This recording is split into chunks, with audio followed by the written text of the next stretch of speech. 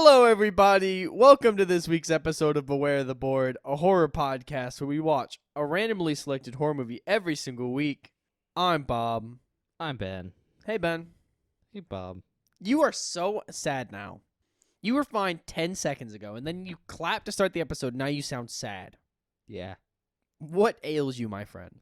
I don't know. General sadness, I guess. Oh, well, You get used to it at this point, you know? you should see a doctor. Eh. I don't have it. I'm not a psychiatrist. I can't help you with that. So, I guess we can start with horror news. Yeah? Or, I mean, look.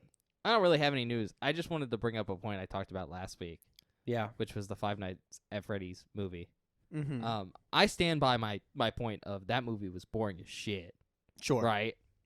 But since I've seen it, because, like, when I went to see it, it was, like, what, the week of release, basically? Mm-hmm. No, it did literally, like, just come out. There has been like a bunch of reviews that come out, and apparently there's a bunch of lore shit in that movie Mm-hmm. that fans are enjoying.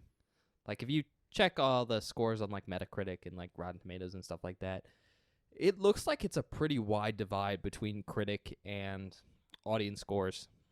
The audience scores have looked like the high 80s, and the critic scores have been like pretty consistently at 30%, which tells me that there's a lot of stuff there for like fans, Mm-hmm. but it's very evidently not a good movie. So if you don't have that enjoyment of like, ooh, an Easter egg, Yeah, no. it's not fun. I wouldn't have that. Like, I'm on the internet a lot. I know vaguely about Five Nights at Freddy's, but I'm not like one of those people that's like read into all the lore and played all the games and shit. No, I basically know nothing. I Yeah. didn't have a good time. So I think I'm going to update my review from last week and say, if you're a fan, apparently you're going to go enjoy it. Yeah. I told Ben this before the movie, but I have a friend, Jason, who watches the show, and he was messaging me like, hey, you guys are going to watch Five Nights at Freddy's for the podcast? And I was like, no. And this was before Freaks had come out, so he hadn't heard you talk about it. He was like, okay, well, here's my spoiler-free review of it. It has a lot of good... I liked it, and it has a lot of good lore stuff. So that was kind of my takeaway when you mentioned that just now. I was like, okay, if I were more of like a Five Nights at Freddy's enjoyer, I think I could sit down and probably watch it and have a good time.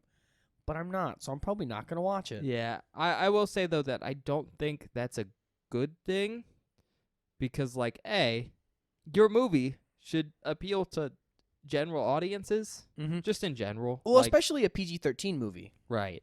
And so if your film's only really enjoyable for people who, like, have done all this work researching and stuff, I think in general that's kind of an issue. Mm-hmm. However, I think it's more of an issue because it just means your film is not good if you need all this, like, outwards effort to actually enjoy it. And it makes me hesitant to, like, say the film will be good for a long time for fans, right? Yeah. Because if the enjoyment is just looking at the film and going, oh, here's all these Easter eggs, I'm not sure how good that's going to be on, like, rewatch, especially, like, having watched it multiple times. No, that makes sense. So it might be one of those films that, like, oh, yeah, there's all these cool Easter eggs. But on second and third watch, it's like, okay, but there's not a interesting plot going on. Mm-hmm. Be wary of that if you did enjoy the movie. Because you might be super hyped and buy it and then rewatch it a couple times and be like, oh, don't want to watch this ever again. Fair enough. On that note, though, I don't really have anything else to share for news. Do you have anything? No, I don't have anything. I didn't see anything that really piqued my interest this week when I was like... Because normally when I'm just scrolling through Twitter, Normally you send me a lot of bullshit. I send you a lot of bullshit, like trailers or like... I don't think I got any bullshit this No, week. I was also very busy, but yeah, nothing super new. I will say, it was my friend Cotton's birthday party last week. Yeah, I think it was last week, and we hung out and like had pizza and watched movies and stuff. We had some people over at his house. His baby got escorted off to his grandparents, so we didn't have a screaming child. Banished. Yeah, banished to the Shadow Realm. And we rewatched Return of the Living Dead Great film. because I haven't seen it since I might have rewatched it like once. Since Maybe. we watched it for the podcast. You had to get some clips from it. I had to get some clips from it. That movie is so funny and still holds up. Oh, yeah. I was stunned by how enjoyable that film was on like full rewatch with a bunch of other people. That's why I really like it as a zombie film. It's because most zombie films are good, but they're not necessarily super fun to rewatch. Like, I like Day of the Dead, right? Oh man. I think it's great. Do I necessarily want to rewatch it all the time? I mean, I do. No. I watch it more than I probably should. Yeah, but it's not like, I want to say, an enjoyable experience. Really? Yeah, because it's a good film, but it's also just very dark and bleak, and that's not necessarily something most people want for casual enjoyment. Really? I do Yeah. that. I love Well, Bob, sad, fucked up shit like that. you hate yourself and are depressed. So No. That's not what it is. But for like a lot more casual enjoyment, you usually want something a little bit more fun. And Return of the Living Dead is just pure fun. Yeah, no. Like, I watched it with a bunch of people that had never seen it before, and I've never, like, Jesse was literally laughing, like, the entire time. And it was, Oh, it's so funny. it's so funny. Especially because there's stuff you don't necessarily catch. Like, did they Mhm. catch the Nazi thing? Oh, I set it up before the movie started. I went, I want you guys to pay attention to this Ernie guy and tell me if there's anything you notice. 20 minutes later, Jesse went, is he a Nazi? I went, yes. Yeah. He is. And that's funny. No, the split dog thing got Jesse so hard. And I laughed at it too because it's still funny. Like, that movie is so stupid and fun. I just thought, I like to bring up things I rewatch on the podcast because, A, it's the only thing I can do in terms of horror movies. I can only rewatch stuff because this podcast is got a stranglehold on me. And B, it's nice to, like, talk about stuff we've reviewed on the show before and, like, make sure that maybe we were being objective whenever we reviewed it the first time. Yeah. Because I don't remember back in season 1, I think it was like episode 6, were we doing scores of 1 through 5 back then? No, we were doing 1 through 10 in season 1. Was it 1 through 10? But it also wasn't how good was the movie. It was a different scale. I think for the first, like, while, it was like, how scary was it? Yeah. I mean, things have changed. Things have changed. We've also gotten better at stuff, so Yeah. it's just one of those things. Outside of that, though, our stuff for the Halloween Horror Awards finally got here. Oh, That was yeah, kinda yeah, cool. yeah. That's true. God, that knife is so ridiculous. I love it. It's It's wild. It's awesome. It's basically a shitty sickle. Yeah, but it's a knife. It's pretty awesome. But, you know, aside from that, though, I guess we can get into the actual episode. I guess we can start the episode, Ben. All right. We got all 3 categories today. Bob's, taking a space from all of them. But we got my category, which is Slurposaurs, which is, that effect where it's like, hey, let's have a real animal play something it's not. There's the random, which was also my pick from last season, which is pre-code movies. And then Bob's category, which was something. But I strive to get good movies in there, which is Neo Monster movies. God damn you. So I really, look, I tried, okay, man? you tried. And I'm proud of you for trying. But Maybe next season I'll have a good one. maybe next season. I already picked mine for next season. Yeah, I've been deep in thought about what I want to do for next season. And I'm going to put this out here. I know it's a major fear for some people. A major, major fear for some people. Okay.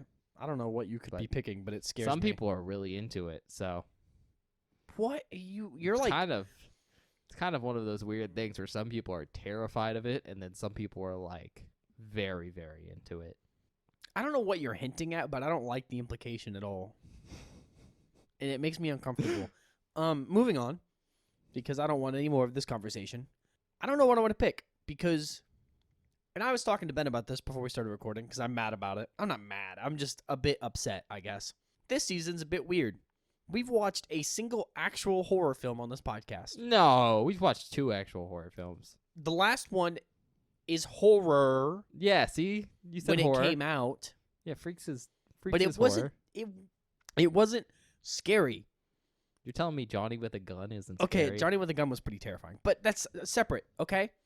That's not separate. That's in the movie. My point is, since this is my one time a week to get to watch a horror movie on the podcast, my gut tells me let's go to Neo Monster movies. But then I'm just going to restart the cycle and do them in order again.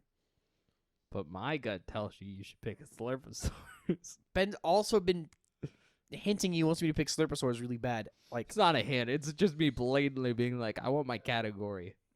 yeah, I know, but Let's watch a shitty movie. I don't know. I'm just in a weird spot where like I want to watch a horror movie. So the thing is, I could pick Pre-Code and we might get a actual Pre-Code horror movie because I don't know what the other two films are. I just know that Freaks was not a horror movie by our standards. So I'm in a bit of a pickle, Benjamin. What type of pickle? Like dill or I hate pickles; they're disgusting. bread and butter?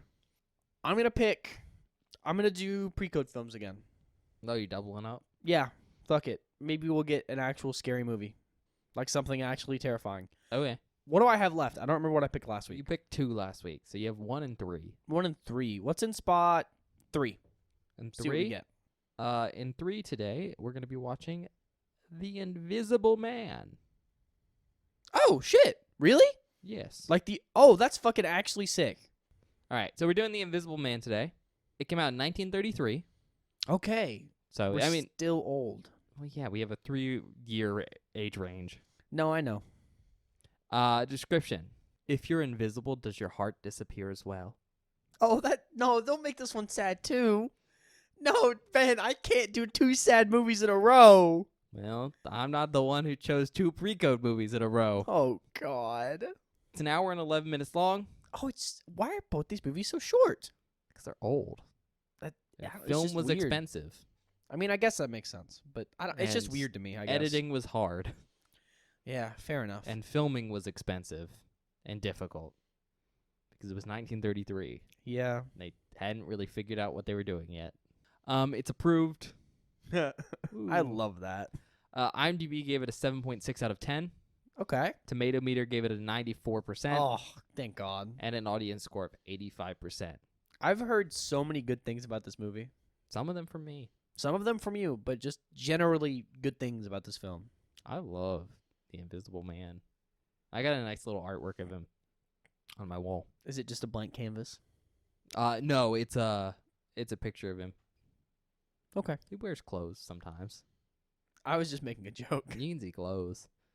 Awards. He's got 4 wins and 2 nominations. Notable actors: Claude Rains as Dr. Jack Griffin. He played Captain Louise Renault in Casablanca. Gloria Stewart as Flora Cranley. They played the old Rose in Titanic. You've seen Titanic, right? Nope. No? Nope. Oh, wow. Shocker. I didn't want your actual answer. I was going to answer for you. No, 'Cause I I mean, knew. I've just never seen a lot of stuff, man. William Harrigan as Dr. Arthur Kemp. Played Johnny Brown in Nix on Dames. Henry Travers as Dr. Cranley. Dr. Cranley, he played Clarence in It's a Wonderful Life. Una O'Connor as Jenny Hall. They played Minnie in The Bride of Frankenstein. Forrester Harvey as Herbert Hall. They played Twiddle in The Wolfman. Holmes Herbert as Chief of Police. They played Dr. Lanyon and Dr. Jekyll and Mr. Hyde. E. Clive as Police Constable Jaffers. He played Burgomaster in The Bride of Frankenstein. Dudley Diggs as Chief of Detectives. He played Smithers in The Emperor Jones. Harry Stubbs as Inspector Bird. He played Buck Bachman in Alibi. Donald Stewart as Inspector Lane. Played Buddy and Beau Guest. Meryl Tottenham as Millie. Played Dora in Night Must Fall. And then finally, Dwight Fry was in an uncredited role as a reporter, and he's very famously Renfield in Dracula. Oh, sick. There are tons of people in other like horror movies that I've heard of in this, like classic horror movies. Like It's a bunch of Universal stuff. yeah, that's pretty cool. 'Cause this is a Universal picture. You just got to work back and forth. Yeah. You know, Like what? The Wolfman I heard referenced, Dracula, Bride of Frankenstein. Bride of Frankenstein. That's actually pretty awesome. Director's James Whale. He also directed Frankenstein, Oh, 1931. So that kinda makes sense. The writer was R.C. Sheriff. He also wrote Goodbye, Mr. Chips. The budget is estimated at $328,000, and I couldn't find like an accurate box office, but from what I could tell, it was a financial success. So it's something. Yeah. Country of origin's obviously the United States, and there wasn't really a tagline, but there was the statement H.G. Wells' fantastic sensation on like basically the most famous poster. So that's kind of a tagline. As far as like facts go, the big thing to note about this film is development for it started in about 1931 Mm-hmm. when Richard L. Shayer and Robert Florey suggested the novel would make a good follow-up for Dracula. However, the studio decided to follow up Dracula with Frankenstein rather than The Invisible Man.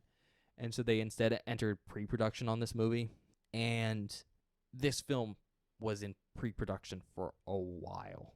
Basically, multiple different scripts went through the studio for like approval and then denial. And for a long time, it was thought that this film was going to be made for Boris Karloff. Do you know Boris Karloff? The Mummy, right? Yeah, his stage name was essentially the Uncanny Karloff, but he very famously played a bunch of Universal monster guys, Okay. and just horror movies in general. So he's Frankenstein, the Mummy. Okay. But yeah, the film was originally intended for him, and it actually went through a bunch of different directors and writers. So Florey, E.A. DuPont, Cyril Gardner were all considered for directors, and then for screenwriters, John L. Balderston, Preston Sturges, and Garrett Fort. Oh my God. But at the end of the day, like I said, it went to Whale and R.C. Sheriff in 1933. I do think it's important to note that from what I could tell, Whale kept coming on as director and leaving the project over and over and over again. What the fuck? And so a lot of the directors came on like after him, Mm-hmm.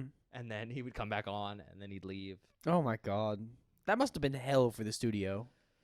Yeah, and the studio wasn't doing good at this time either, because it was pretty young, and they were having some financial troubles at certain points. And in fact, I couldn't find an exact reason for why Karloff didn't take this feature, because at the time he had a 5-year contract with Universal, from my understanding. Yeah. But it seems to be there were some newspaper articles at the time that seemed to state that it was under pay reasons for why he didn't take this film. Man, even back then they were struggling to get paid. So, well, you have to remember he's a horror actor, and I guess horror was probably a little bit more acceptable in the birth of cinema.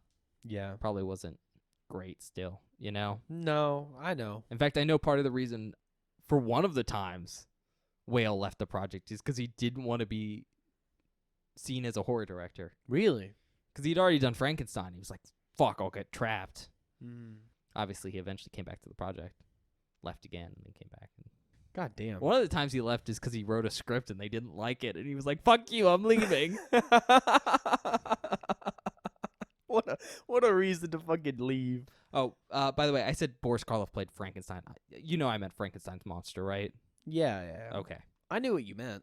I know. I feel like most people know what you mean, unless you're one of those fucking dweebs who pushes up their glasses and goes, actually, it's Frankenstein's mom. Like, shut up. Well, it is technically true because there is Victor Frankenstein and Frankenstein's aware. monster. But I think generally people call Frankenstein's monster Frankenstein. Frankenstein, yeah. And then they call the scientist Victor Frankenstein. Yeah. Anyways, next thing I want to mention is principal photography. It began in June of 1933, right at the end of the month. And it concluded in late August. And That's fast. that's fast. But, I mean, honestly, filming is the shortest part of movies, Yeah. usually. And I think in a lot of modern-day movies, it gets done in, like, under a month. That's crazy. Because you get all the stuff done beforehand. Mm-hmm. Now, some directors are different. But I think the really interesting thing about this film, though, is that it took an additional 2 months to complete all the special effects work for the film. Oh, that makes sense. Because there is a lot of behind-the-scenes special effects stuff. Mhm. Which, really cool thing is, a lot of it was kept secret on set because they didn't want people to be, like, stealing stuff. Oh, that's rad. But this film's really well liked by a lot of people, even at the time. In, 1933, the New York Times declared it as one of the best films of the year, Damn. which is super cool. That's very, very surprising to hear, especially in 1933 for, like I said, I think horror was more respected in the 30s, and then it was going into the 40s and onwards that it started to get a bad connotation. Because a lot of the early works of film are horror and, like, sci-fi stuff. Yeah. But in 2008, it got entered into the United States National Film Registry. Hell yeah. So that's really cool. Interesting that it's so late, though. Yeah, no, that is really late. 'Cause most of the things we've seen entered into the film registry were in the 90s Mm-hmm. or the early 2000s, not 2008. I think that might be the latest we've Yeah, seen. no, Especially that's pretty late. for a film this old. That was my thing. Is like this film's old as shit. You would think Mhm. they would have done it earlier. But I guess it's kind of one of those things of this film probably should be in there, but we have to put in something every year. Yeah, it's probably also like a lot of paperwork to get around and stuff. Last thing I want to talk about before the movie is, I guess I'll say both things. First of all, obviously this film is based on a novel. Very specifically, it's a novel by H.G. Wells. Which I've never read, but I've heard good things about the book. Yeah, I mean, H.G. Wells is a pretty good author. But obviously the book has the same name, The Invisible Man. And it was originally serialized in Pearson's Weekly in 1897 because, that's how a lot of science fiction stuff like that Mm-hmm. came out back in the day. It was in serializations, which is such a weird thing for me personally to think about No, it is weird. because we just have books and like fiction magazines in the same way they existed back then. Yeah. Don't really exist anymore. No, I mean, if you want to read something, you just go buy the book. Yep. I mean, don't get me wrong, there is genre magazines still, Mhm. but they're not as big of a deal. No, yeah, I feel like back in the day, that was like how a lot of people. I mean, that's how Lovecraft got his start. Yeah, H.G. Wells did that too. Lots of people did it that way, which is so weird to read about because it's like I bought this book, but it was originally split into 6 or 7 parts. Mm-hmm. Across 6 or 7 magazines. Oh yeah, coming out like weekly or monthly. Mhm. And then the last thing, I was going to talk about this after the movie, but might as well just say it now. This film did spawn a couple of sequels in I think the 40s, but they're generally just unrelated. Oh, okay. Just kind of like, oh, we made a bunch of money in 1933. Let's make some money now. I assume they're related in the fact that there is an invisible person. Yeah. Okay. And I think they're also Universal films. And then obviously there's been a couple different adaptations. Yeah, wasn't there like a really new one recently? Yeah. I never saw it. I saw One with trailers. Kevin Bacon back in, I want to say the late 90s, early 2000s. Oh, okay. There was one that just came out That was the one I was as a talking part about. of Universal's attempt to do the Dark Monster universe. Oh yeah, because weren't they gonna do like, not Swamp Thing? That's a DC property. They did the remake of The Mummy, which is really bad. Yeah, well I've heard that. And that's how they started it. And that basically by itself tanked the project. I see.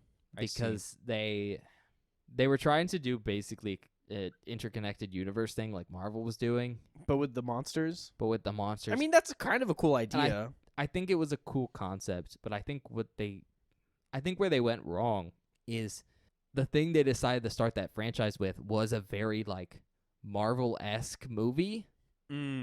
Like, I'm gonna be honest, I've never seen the new Mummy movie. I had no interest in watching me it, either. but it looks a lot like an action movie.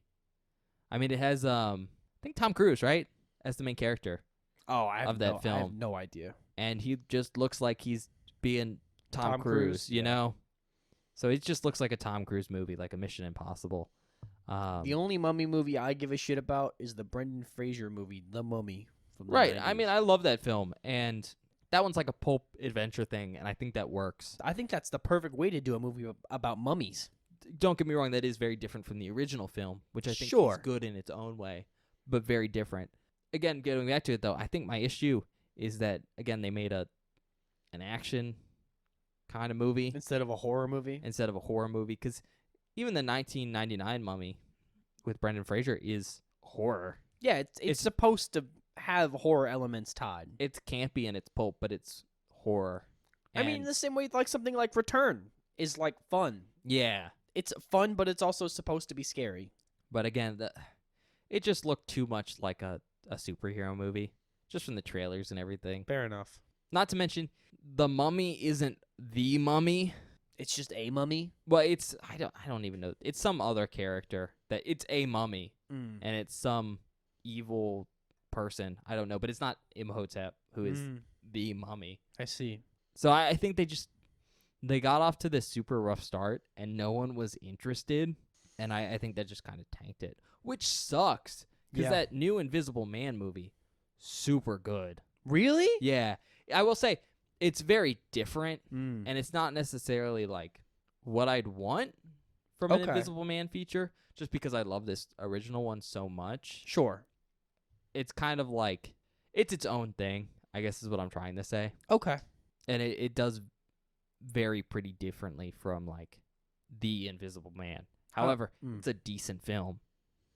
Yeah, I never saw the new one. I just saw trailers and stuff when it was coming out and went, "Oh, that looks semi-interesting." Yeah, it's Just around to it. it's decent, different. Oh, decent. we could, if we ever pull the remakes or sequels category, we could watch it. Mm-hmm. I do prefer this one though. Okay, I mean, fair enough. I mean, obviously, this one's just a classic. I mean, yeah, that I feel like that's how it goes with most Universal Monster stuff. It's like the first one is usually Yeah. the best one. And again, I think part of it is just the simple fact that these ones are very gothic Mm-hmm. in a way that a lot of the other ones aren't trying to recreate, which kind of sucks. Yeah. Again, I think that's my biggest issue with that new Invisible Man movie. It's very much, it's a good movie, but it's very much a modern interpretation of The Invisible Man. And I'm like, that's great, but I want a classic interpretation of The Invisible Man. Yeah. Or not classic interpretation, but I want the classic Invisible Man just as a modern. You want that classic feeling Yeah.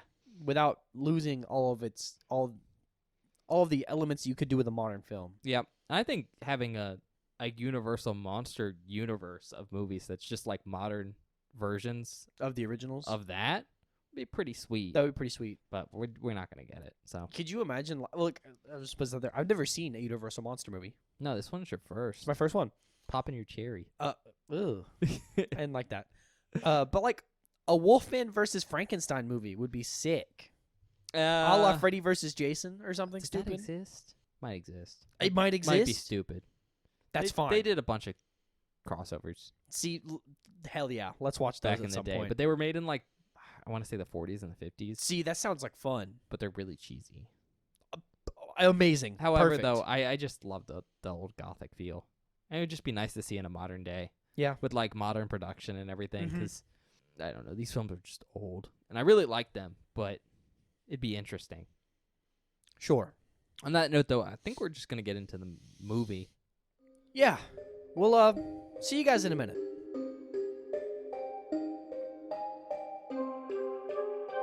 Hi everybody, welcome back. We just finished watching The Invisible Man. How'd you like it, Bob? Okay. And maybe I'll get some shit for this.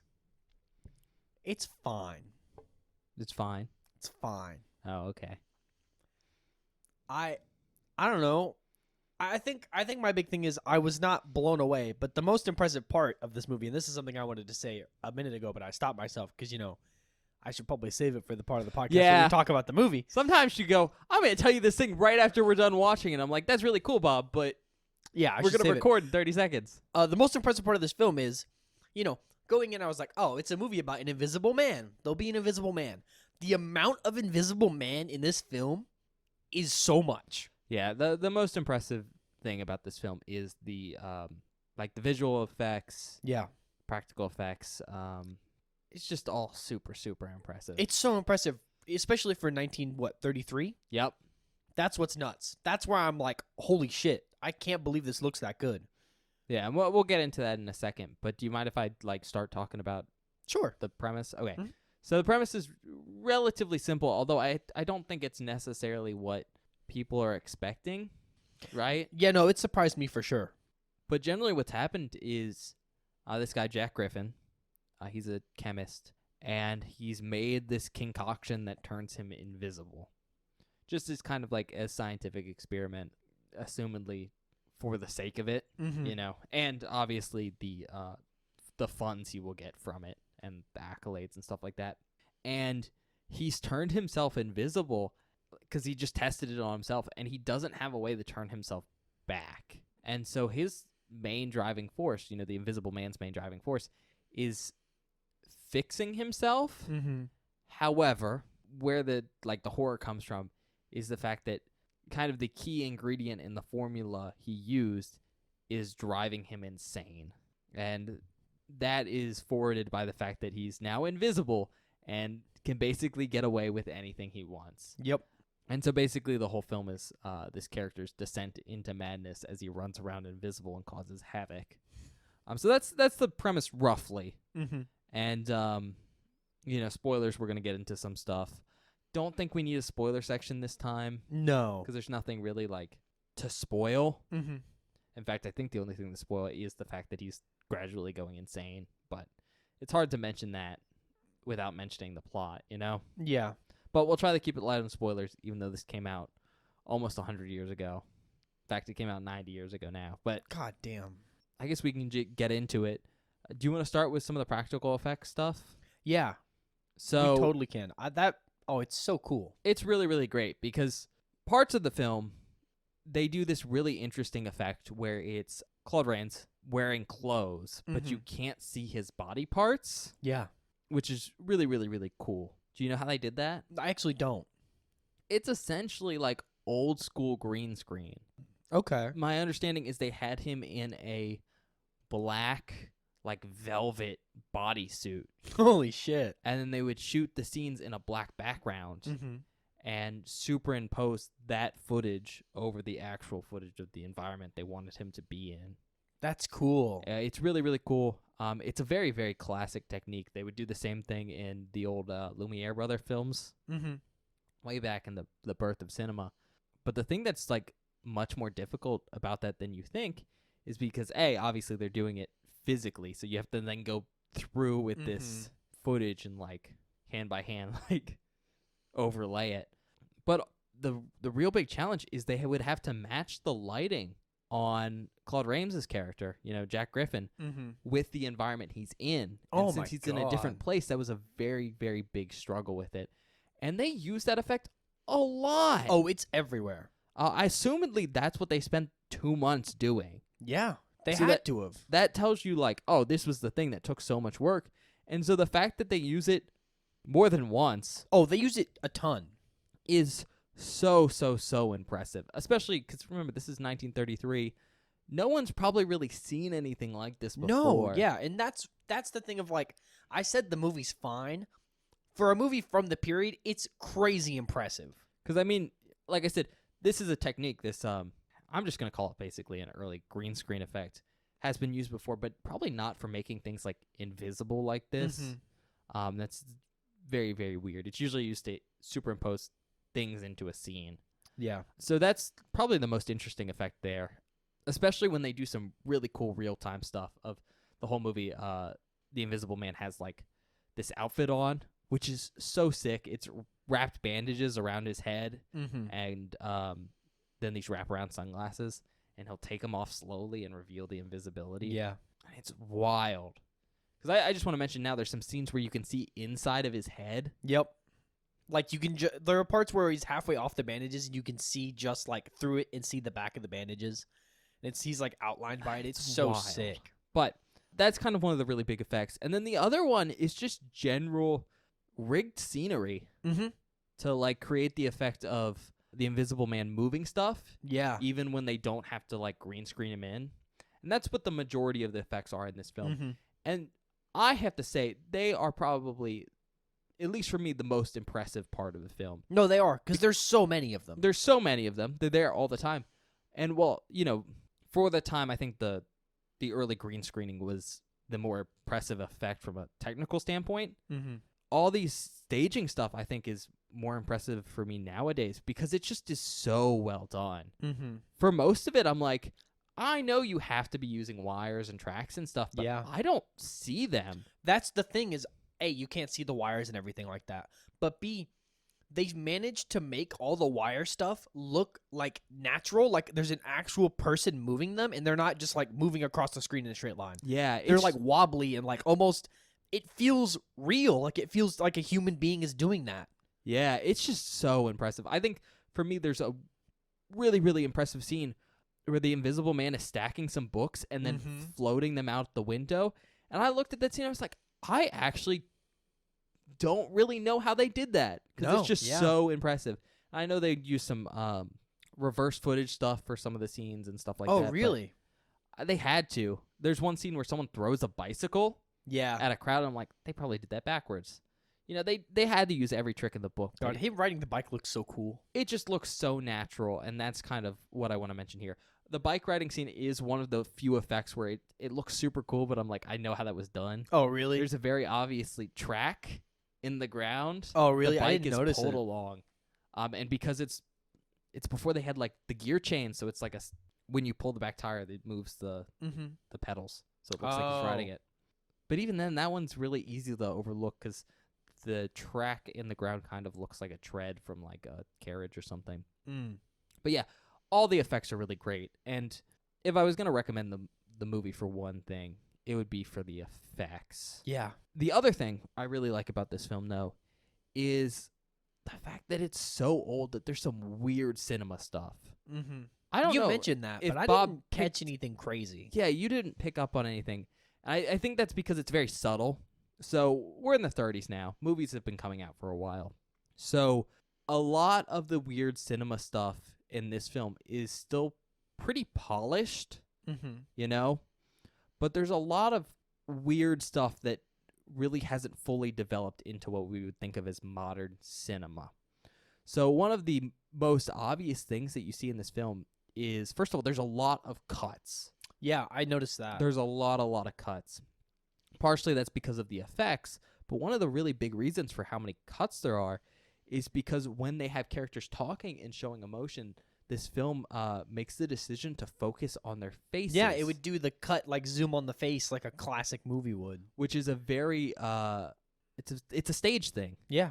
That's why they do it, is because it's this very early cinema where they weren't comfortable showing like characters interacting and talking, showing emotion that way. Mm-hmm. So instead they cut to their faces and they have them do these very over the top expressions and stuff like that. Yeah. And that's still a carryover from them adapting to stage.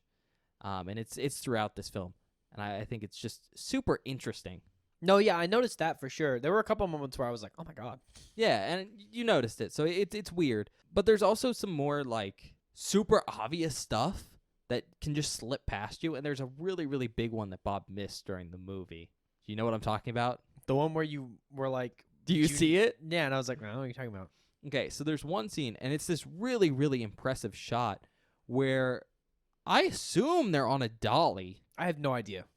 If not, they have an amazing guy just walking backwards. Mm-hmm. But it's this scene where they're following Kemp, one of the characters, walking through a house. Yeah. And he's walking forward, and the dolly the camera's following him, going backwards. And it follows him from one room to another. Mm-hmm. And what's so interesting about this shot, besides the fact that it's super impressive because it's probably the longest shot in this film, Oh yeah. continuous shot, is that they've built two different rooms on a stage, and we get to see the camera go through the wall to Yeah. show that it's a fake set, which is super, super stage-like. That's not a movie thing to do. Like, most modern movies don't really do that. They don't reveal the fact that you're on a soundstage. But this film does it. It's very much a thing of live theater. You see that sometimes in TV shows that are filmed live, where you'll show the fact that it's, not a real room. But that's just a really weird thing for a movie to do. I just thought it was a different room of the house. No, it is a different room in the house. There's a wall. Yeah. The wall is cut off because they didn't make a real room. I assumed there was just a door. Those were connected rooms. No, Kemp walks through the door, closes the door, the camera goes through the wall because there's no wall there. Oh, what the fuck? Yeah.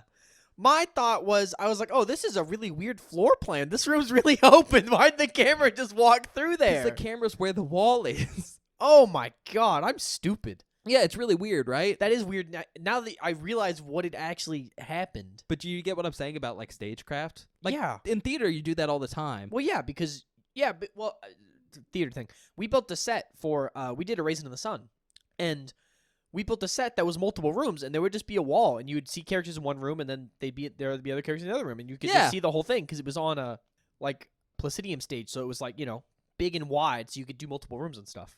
So, yeah, that's common in stage all the time. Yeah. But weird to see in a movie. No, yeah. In retrospect, now that I understand what I witnessed, it is weird. Because sometimes that happens where you have a camera go through a wall like that. But you can see where the wall To cuts blatantly off. do it, yeah. It's so weird. And, there's a bunch of early stuff like that. Again, it's a lot more polished than even earlier films. Mm-hmm. So you can definitely, overlook it. but it's still there a little bit because of how old this film is. With that being said, there's still some really, really impressive stuff that's like, oh my god, I can't believe that shot's in this movie. The one that really stands out to me is for the beginning of the film, we're at this little pub in, I think it's Epping. Yeah, I think This you're whole film's right. set in England, but I think right outside London. I don't know. Anyways, there's a couple shots, and they're really, really interesting because they're in this stairwell, and they framed it from the very top, so there's this weird vertigo effect. I just thought those were really interesting Yeah, there's lots of interesting, cool angles in this film. because not only is it these long shots, which aren't in this movie almost at all, but you have to remember how big these cameras were, and they had to hoist it to the top of these stairs. I just thought it was cool. But I think that's all I have to say, like, technique-wise and stuff, if you have anything to add on Oh, that we note. haven't even covered one of my favorite parts of this film. For techniques? Yeah, Oh, what was it? all the fucking mini stuff they did. Oh, yeah. That stuff like that. So this is another thing about this film. All the practical stuff with like the Invisible Man, all sick, all looks really good. I really enjoyed that part. What I didn't expect was all the stuff with minis. Yeah, minis were a common tool back in the day, and it makes sense, right? No, totally, and it allows them to do some really cool creative stuff with stunts that I didn't expect to be able to actually see. I think the most evident ones is they have a car go off a cliff, and Yeah. that's a mini. I think the car actually, like, falling No, is yeah, they a real sent car. the real car off the cliff, but the mini is like showing it rolling down the hill Yeah. and stuff. Well, it's like good car explosion. Good car explosion. And then the other one, and it's probably one of the most famous scenes of this movie that no one knows about until they've seen the film. I had no idea it was gonna happen. No one expects it unless you've heard stuff about this film because it's so unexpected. The Invisible Man kills 100 people in a train crash. He crashes a train. It's, in fact, probably one of the highest body counts of any like Universal monster film. Yeah, But this whole train crash is done in minis, and it's really impressive. it's super cool. They got it like exploding, and there's fires and stuff. Mhm. Love it. Oh, and since we're talking visual effects and stuff, there's also some weird transitions that I think are really impressive. They have some slides and some fades. Yeah. It's very old school cinema. Mhm. Like, it's stuff that's been phased out because it's not naturalistic, and that's more towards what modern cinema like leans. Yeah. But it is just impressive because you have to remember this was done with like actual footage, you know? And to do stuff like slides and fades with that, especially by hand, is so weird and cool. No, I actually really like the slide cut. Yeah. thing. The slide cuts are good. They're timed nicely and they feel natural in the way they use them. Yeah.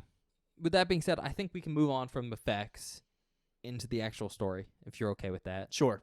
And like the first thing I want to say, you didn't seem too like into it. No, that's my problem with this movie. Can you tell me why you weren't so into it? It's with how impressive all the visual stuff is, all the Invisible Man stuff. I just don't find the Invisible Man as a character very compelling. Really? And That was your I'm- problem? And I'm just so like, oh. Like, the story itself is fine. It's fine. The impressive part of the movie is all the visual stuff, all of the effects, everything else. But the actual, like, story itself is whatever to me. Wow. That's how I feel. I'm just like, Because I was going to say, I think the character of the Invisible Man is the most compelling part of this movie. Really? Yeah, because I think it's one of those things that maybe it's one of those things you don't get on the first watch because you're too astounded by the visual effects. But this whole story is a tragedy. Yeah. It's a very, very sad story. Essentially, what has happened is Jack Griffin, he's in love with his employer's daughter, and he's a poor chemist, so he doesn't make a lot of money.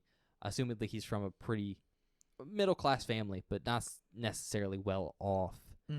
And he's in love with his boss's daughter, but he doesn't feel like he can, marry her unless he has, a way to support her. And so he comes up with this, ingenious plan to create this amazing invention to, get all these accolades and this money so that he can marry her. And obviously his big plan is to make himself invisible, because if he could make someone invisible, that's a pretty big deal. It doesn't seem like a big deal, but like imagine World War II if you had invisible soldiers. Yeah. Scary as fuck. I mean, that's a whole bit. He gives a speech about invisible armies in the movie.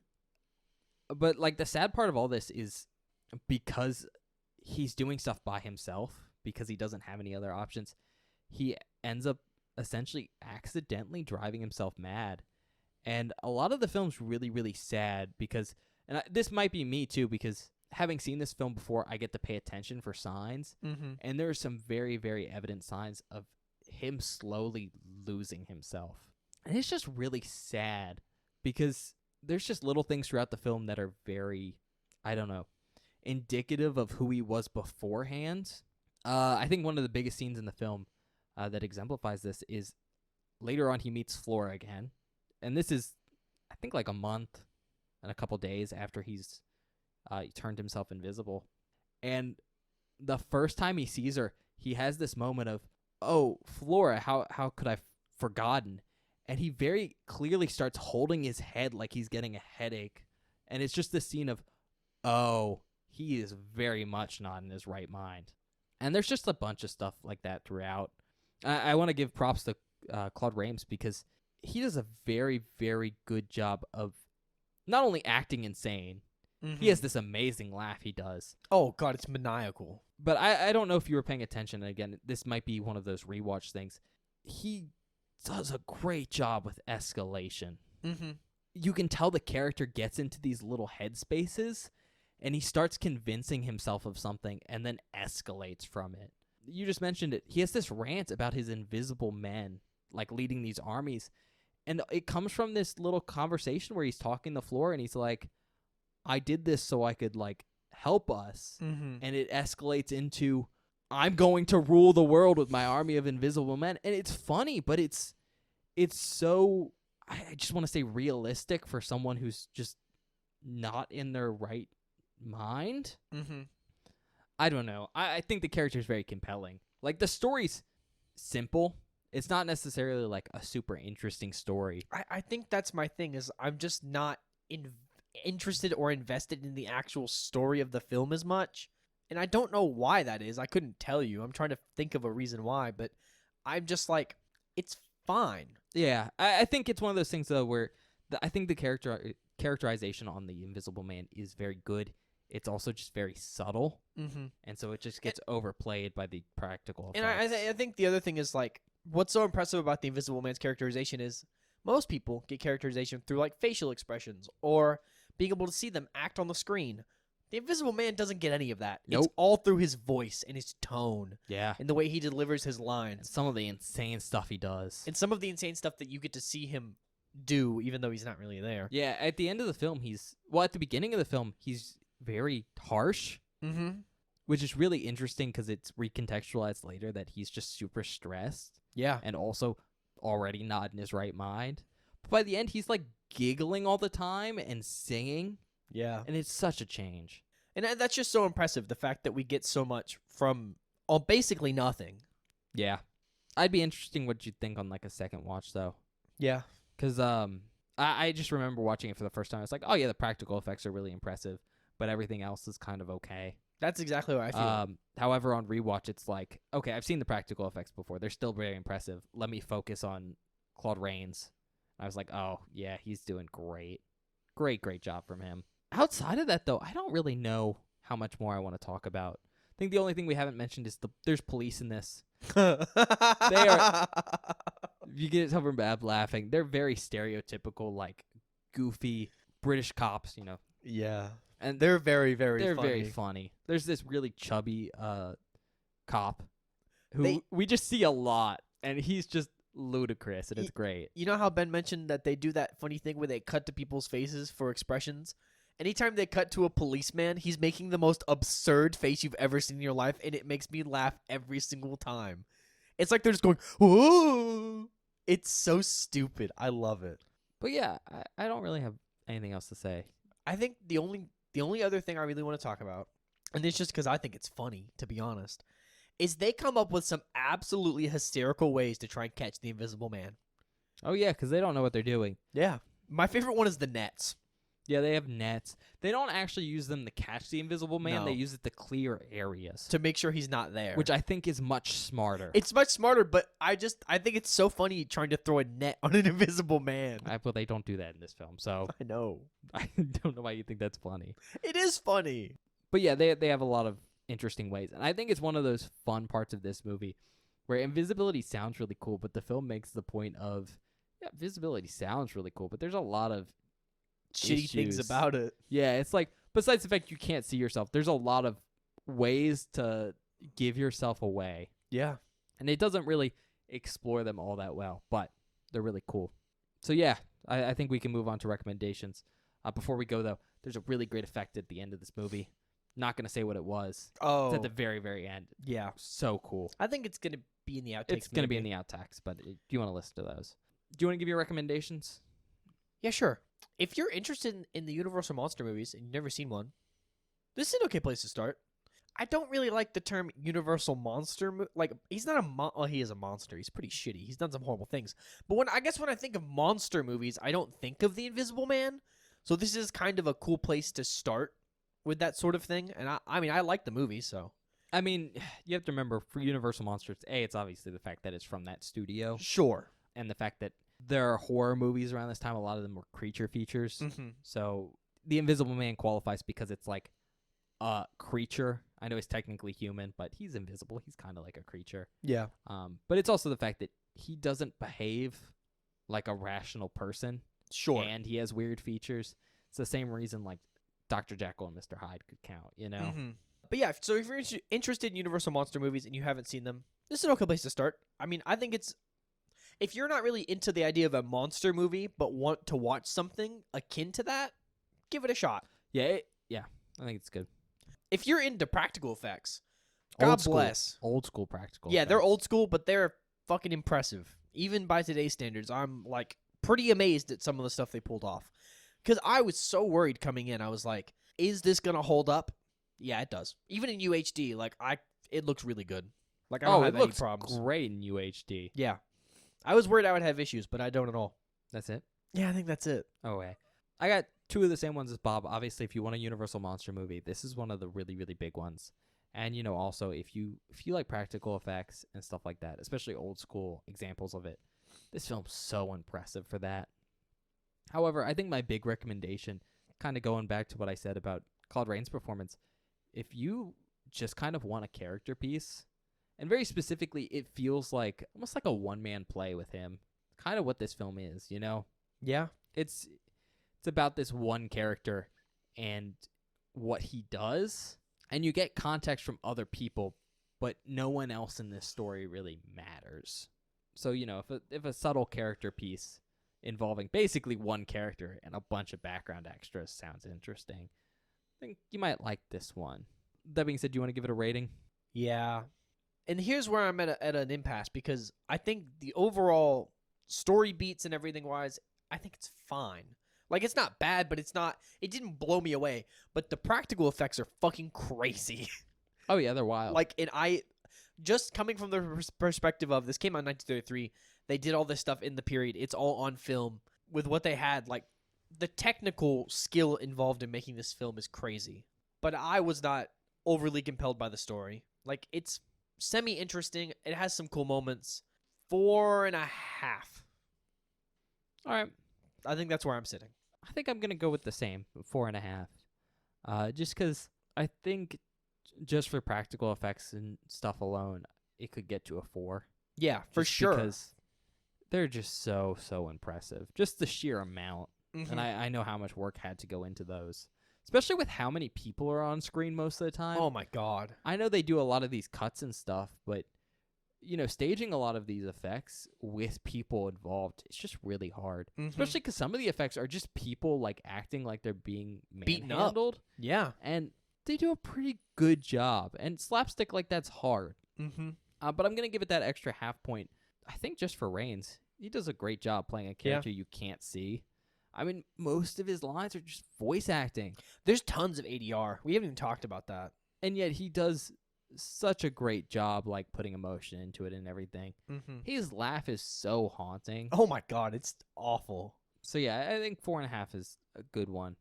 Again, it's not the most interesting movie ever. Mm-hmm. Like, I like it, but it isn't the most interesting. Not a lot happens. Yeah. I mean, obviously, stuff happens, but I mean, sure. it's not like a big overarching, like, plot. Mm-hmm. It's more of how much havoc.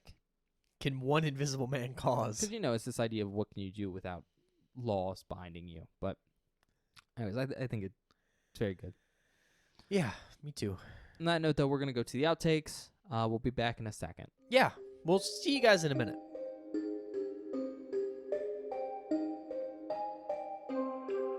Hello, everybody. Welcome to the outtake section for this episode of Beware the Board. I hope you're enjoying our review of The Invisible Man so far. I like this film. I think it's super fun. I think it's a really interesting place to start with Universal Monster movies. But without further ado, let's get into the outtakes. This first clip is our reaction to the absolutely ridiculous policemen that are everywhere in this film. What's all this, then? Oh my god, what a fucking policeman. That's a Bobby. I That's know. A policeman. This next clip is our reaction to just how good the special effects are in this film and how far they really take them. That's so fucking stupid. Like, look at this. If I saw this in 1933, I'd shit a brick. Especially with the laughing. Yeah. It's like awesome. How did they do this? This next clip is us laughing at the cops again. God bless these cops. Oh my god. Can that be the thumbnail? If I can find it, he looked like a bulldog. Just him, just like coming over that bush.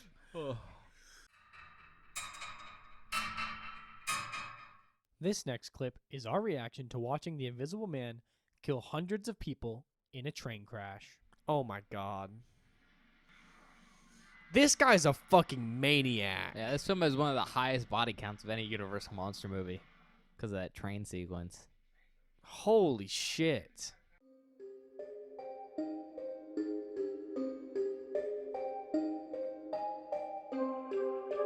Hi everybody, welcome back. I hope you enjoyed the outtakes. Do we have any announcements? Ben? No, Okay. we're just we got episodes coming out on Friday, so Yeah.